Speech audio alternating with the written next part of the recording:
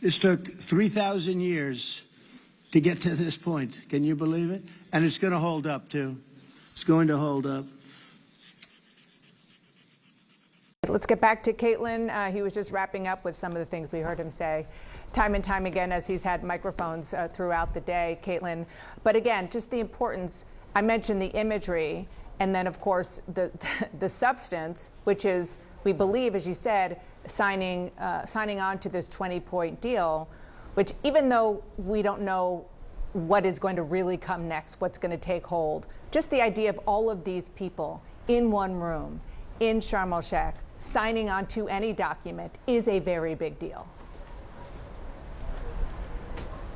Yeah, and this is something that Steve Witkoff, one of the president's top aides, hammered out the details of what those 20 points were going to look like. I mean, we saw draft versions where small things were changed or some points were entirely crossed out as they were working on this. And the president joked before he left here in Israel that, you know, given how late he was, maybe these world leaders would leave and they wouldn't wait on him to sign these documents.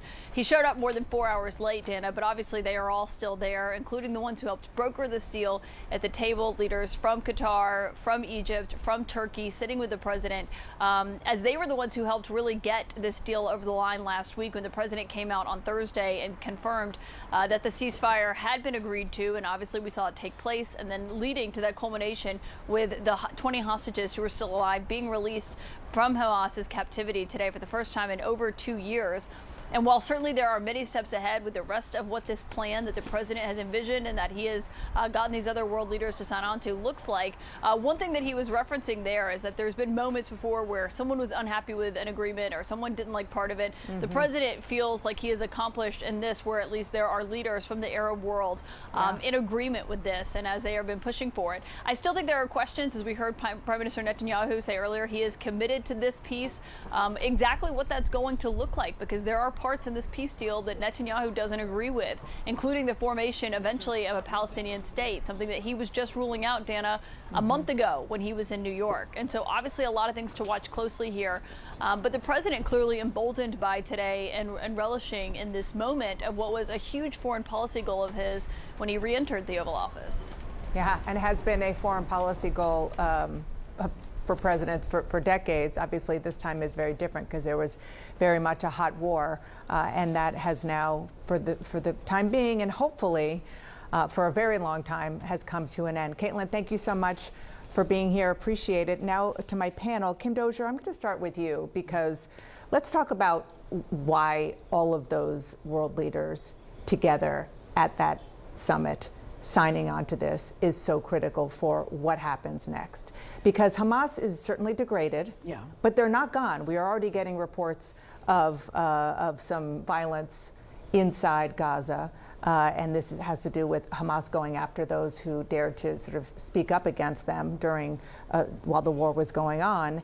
And in order for something to stick, all of the people in that room have to have skin in the game. I don't mean troops, but effort with economic aid, and at least using their power to make something happen. Yeah, look, I can walk you through chapter and verse all of the reasons why this will probably fall apart very soon. Let's not do that. But what President Trump is trying to do in that room with that Peace 2025 banner is bind everyone together into this promise that we are all going to use our influence, our nation state power to make this happen. It is also a signal to Israeli Prime Minister Netanyahu that you will not annex Gaza. Your troops may never leave this buffer zone, but you're not going to make Gaza part of Israel. So it's a dual message, and it also hopefully creates the momentum that pushes people over the line on some of the hard questions, like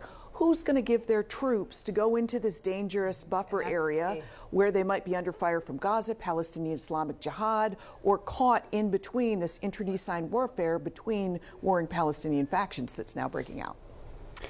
There are the list of reasons to be pessimistic is extremely long, but there are certain fundamental things in place right now that should give us real, genuine reasons to feel like something is possible. I mean, for starters, Iran is severely weakened, and Iran was the force that made Hamas possible, that made Hezbollah possible. Israel has very good reason to feel self-confident right now as it enters into these negotiations because it has demonstrated its superiority in the region. I think back to the 1990s and what happened that made peace possible, a peace process possible then. So you had the collapse of the Soviet Union, much like the collapse of Iran. You had an American president who was much more popular than any Israeli politician in Israel. Trump is able to speak over the heads of the Israelis, and he gives them an incredible amount of confidence that he has their back. I mean, just look at one example of, if you were sleeping and you weren't up to see this or haven't seen it on social media, just one example of what happened inside the crowds on the streets of Israel when President Trump was there earlier today, the crowds all thanking him. I think we have that to play. Let's play it now. After 2 harrowing years in darkness and captivity, 20 courageous hostages are returned. Thank you, President Trump, for that.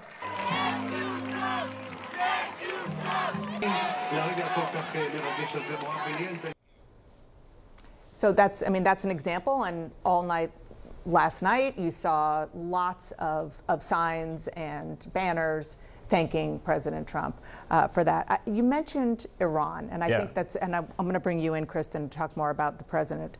But the fact that he talked several times, as he's been in front of microphones since last night, about Iran and about maybe wanting or thinking that Iran is going to change. I mean, we'll see.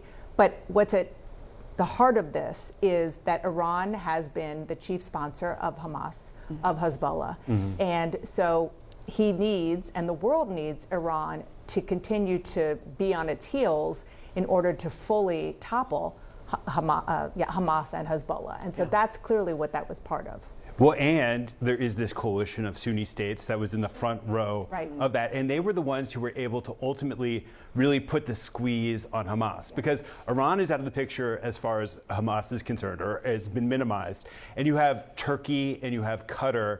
And they reached this collective decision that they needed to squeeze Hamas and force Hamas into this deal. And they will continue to have that kind of leverage over Hamas. It's not perfect because they're not Hamas's masters, but Trump needs those strongmen. It was a strongman's performance to an audience of strongmen that we just witnessed in Sharm el-Sheikh, and I think that gives him the momentum. And President Trump is, to keep your analogy going, the chief strongman there in the middle with the big chair. Yeah, and I do think that one thing to note here, we're talking a lot about these different strongmen. We're talking a lot about the reason why we might be pessimistic versus optimistic. But if you want to side on the side of optimism, you would look at what President Trump has done in this negotiation that leaders before never did, which was engaging in places like Qatar, engaging with Erdogan. For various reasons, whether you think they should or shouldn't, there's been reluctance to engage with any of these parties. I mean, as we know, obviously Hamas was in Qatar as recently as the strike, so that was one of the reasons that leaders never wanted to engage. But the fact that he's willing to kind of put some of this aside to move forward in a different direction shows you that this is a different kind of negotiation space that we are entering. And again, whether you like it or not, at this point, as you're mentioning with Erdogan and with Qatar, I mean, it's helping with that process. Yeah, and there's no question that the word that I've heard all morning, and there's a reason for it, is the word momentum. And that's what you were referring to, is that they just want to keep this momentum going.